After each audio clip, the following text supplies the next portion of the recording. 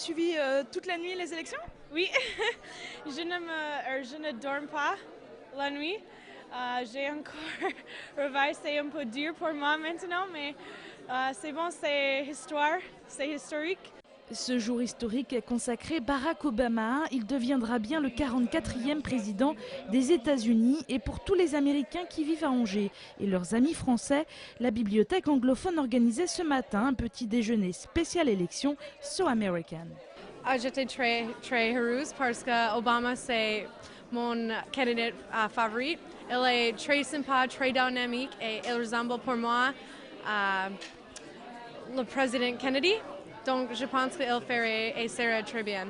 J'ai toujours la confiance en Barack, mais c'est quand même une bonne chose. Ça veut dire que les États-Unis vont changer beaucoup et c'est le temps pour le change. J'ai écouté pas mal les informations ce matin depuis les élections, alors que ce soit à la radio ou à la télé, et les deux mots qui revenaient, que ce soit aux États-Unis ou je dirais dans le monde entier, c'était fierté déjà d'être américain et c'était espoir. Les plus avertis font des analyses sur cette élection historique. Aujourd'hui, donc, on a la preuve que les Noirs participent pleinement au processus politique aux États-Unis.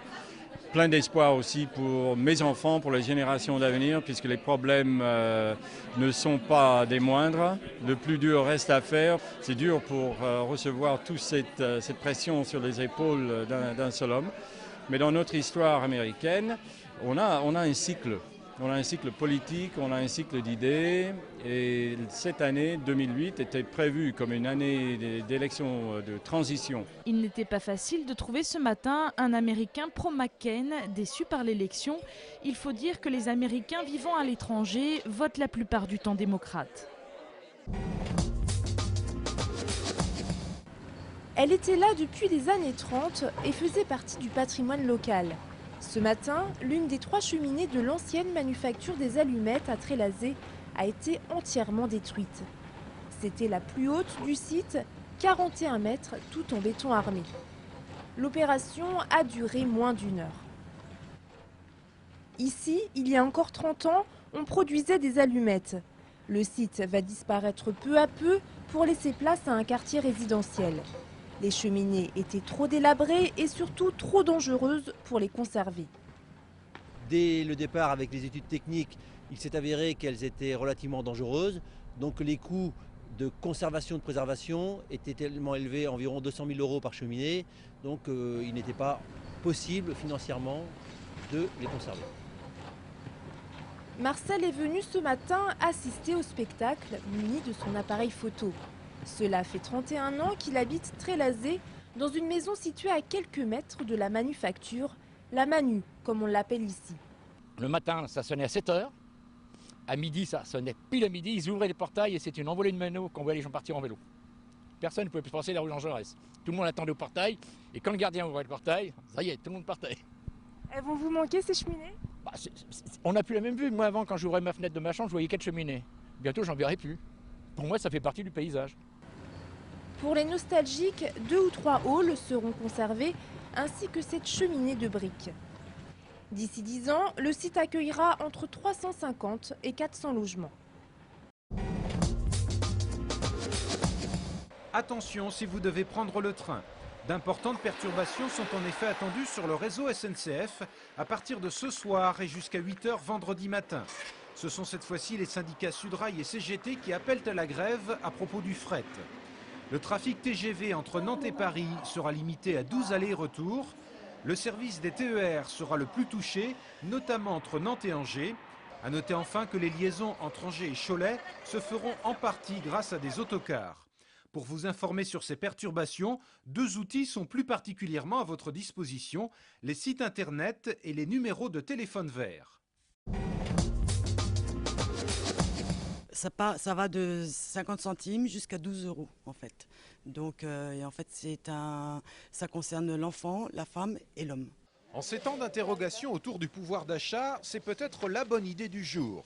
L'association Happyvet organisera en effet une vente exceptionnelle de vêtements à partir du 12 novembre prochain pour une durée de 4 jours dans ses locaux de l'avenue Montaigne à Angers. Cette entreprise d'insertion est une pure création locale. Depuis une douzaine d'années, elle a permis à près de 200 personnes de retrouver le chemin de l'emploi. Ceux qui y sont salariés y occupent notamment des postes de vendeurs ou de manutentionnaires dans un dépôt de la rue des Noyers. Le principe de fonctionnement, lui, est tout simple. Les particuliers déposent les vêtements dont ils veulent se séparer dans des containers et l'association peut alors prendre le relais. Nous avons actuellement 50 containers sur l'agglomération angevine. Nous récoltons 700 tonnes par an de vêtements qui vont être triés, soit vendus dans nos magasins, soit triés, comme vous le voyez derrière moi, par matière et par catégorie. Les vêtements qui ne peuvent pas être vendus sont en effet acheminés vers d'autres pays ou recyclés. Dans les mois qui viennent, Happyvet devrait étendre son réseau de collecte, en particulier sur les communes périphériques d'Angers. Les Ducs joueront bien les quarts de finale de la Coupe de la Ligue. Hier soir, ils ont réussi à s'imposer à Tours, 8-5, après avoir été pourtant menés 3-0 lors du premier tiers-temps. Cette victoire valide leur ticket pour les quarts de finale. Ils recevront Amiens en match aller mardi prochain.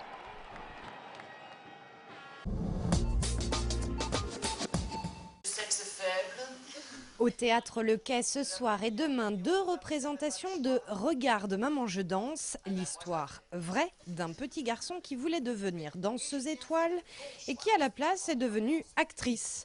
Actrice oui et pas acteur, car l'histoire raconte sans fausse pudeur la vie de Vanessa Van Doorn, femme transsexuelle. Pourquoi a-t-il fallu que je fasse ce choix? Pourquoi ne suis-je pas restée ce que j'étais? Pas de militantisme, mais plutôt une bonne dose d'humour et d'émotion dans une jolie leçon de vie. La transsexualité n'a rien à voir avec le sexe, rien du tout. C'est l'histoire de quelqu'un qui est à la recherche de son identité et pas de sa sexualité. Moi j'en avais un pénis. Oui, c'est vrai. Oh, mais dès mon enfance, j'entretenais avec lui un rapport de la plus grande ambivalence entre l'amour et la haine. Regarde maman je danse, c'est encore demain soir au Quai. À mes yeux, c'était une sorte de petit demandeur d'asile. Il voulait absolument être là, mais n'était pas le bienvenu.